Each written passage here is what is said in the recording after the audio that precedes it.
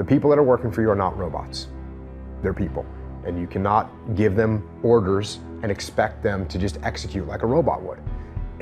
And the worse your plan is thought out, the less response you're gonna get. And just like in business world, the less input I get from you as we create this plan, the less apt you are to execute it correctly. So when it comes time, when you have to go execute something, I want you to plan it. I'm not gonna plan it for you.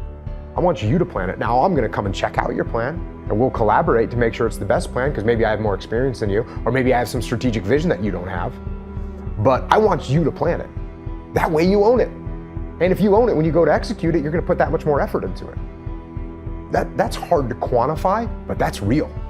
That is real. If you come up with a plan, you're gonna put more effort and more pride in executing that plan than if I come up with a plan and I give it to you and tell you to execute it.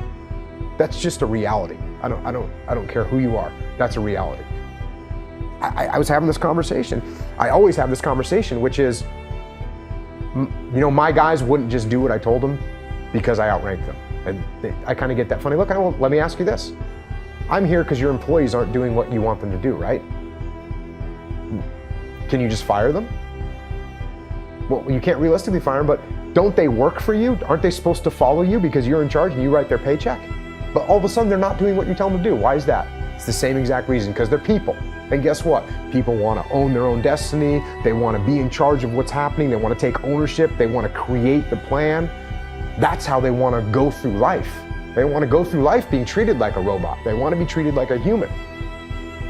That's what leadership is, because ordering people to do things does not work. You actually have to lead them. It's not about accountability. It's about leading and getting them to lead themselves and getting them to take ownership of things. That's when you know you've succeeded as a leader, when you're just about out of a job. We went to our commanding officer and said, hey, sir, we don't want to work for our platoon commander. He doesn't listen, he's arrogant. And eventually what ended up happening was this guy got fired as our platoon commander. And that left an impact on me, because as I'm watching this going, I'm thinking to myself, why don't we like this guy? Why doesn't anyone want to listen to this guy? Why don't we want to follow this guy? And the reason, because he was arrogant and he didn't listen and he didn't give us any ownership of everything. Everything was about him. And that would have made an impression on me. That would have left a mark. But the mark got left even more clearly, because when that guy got fired, the guy that came in and took over for him was like, I hate to use the word legendary, but he was a pretty legendary SEAL, had a ton of experience. He'd come up through the ranks and he had been stationed at every different kind of SEAL team.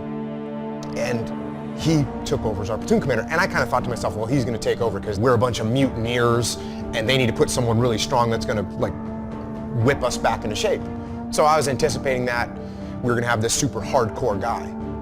And this guy shows up and he's got a nice smile on his face and he's super humble. And I remember one of the first things he said to us was like, I look forward to working with you guys. And I was, that word right there, I'm gonna work with you guys. Not I'm in charge, I'm glad I'm taking over, I'm glad to be your commander. It was nothing like that. He said, hey, I'm looking forward to working with you guys. So all of a sudden it was totally different. And he started putting us in charge of things. Instead of him coming up with a plan, he would say, hey, you guys come up with a plan and let me know how you want to do it. And all of a sudden we had all this ownership, and that made me reflect on the way the first guy had acted compared to the way this guy had acted. And I realized how important it was to be a humble leader and to listen to other people and to give ownership to other people.